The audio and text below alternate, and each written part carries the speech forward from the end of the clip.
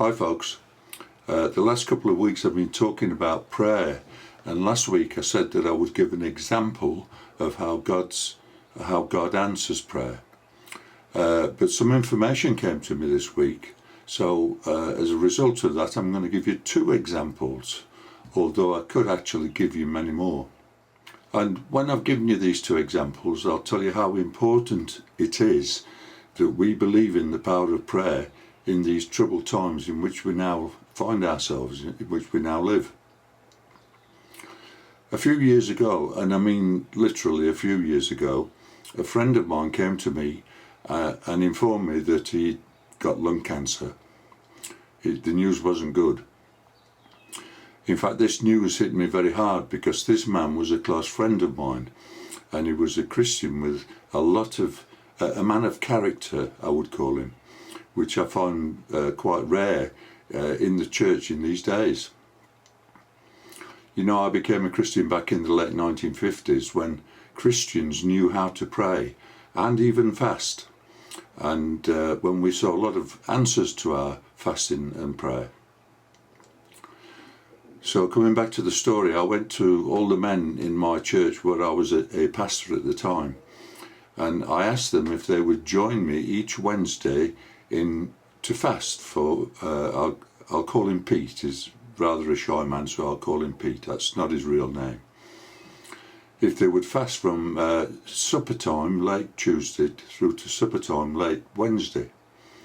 And then I said, let's meet at Pete's house together at 7:30 in the evening, and we'll spend an hour or so praying with Pete and for Pete. And there was a lot of enthusiasm for this, and they all said, yes, oh yeah, we'll do that. So we met, we fasted, we prayed for about 1 hour for Pete, or sometimes 2 hours, and this went on for about a year. It was quite an emotional experience for all of us because we all belonged to the same church, and Pete was a highly regarded man. A year later, Pete came to me and he told me that he'd been to see his medical team, who were rather confused because the cancer had disappeared.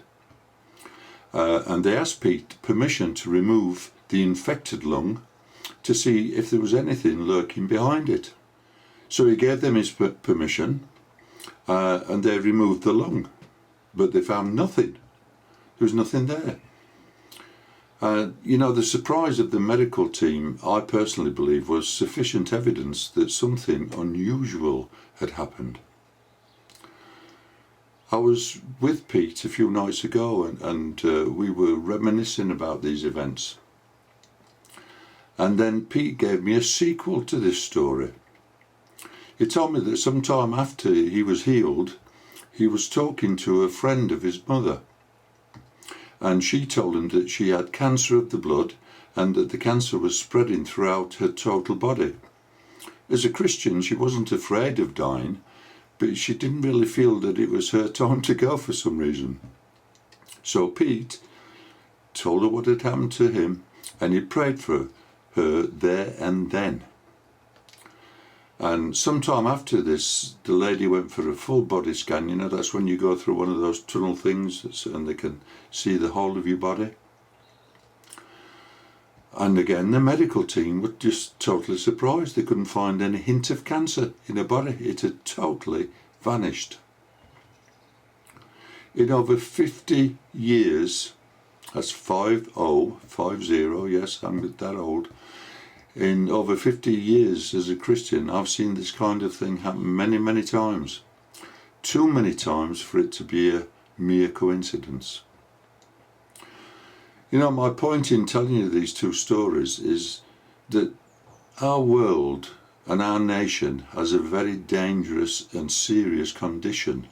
It's called the Antichrist spirit, and it is a fatal condition. It will destroy. We who believe the Bible literally, we need to be praying for our nation. We need to be praying for our loved ones that need either protection or healing from this serious condition. You know, folks, we don't know how long God will endure what's going on in this world today. sooner or later his judgment will fall. It will surely come. And it's time for us Christians to wake up to what is happening all around us. We must pray now for those who need Christ before it's too late. Have a good week, folks, and think about these things. Have a prayerful week. Bye for now.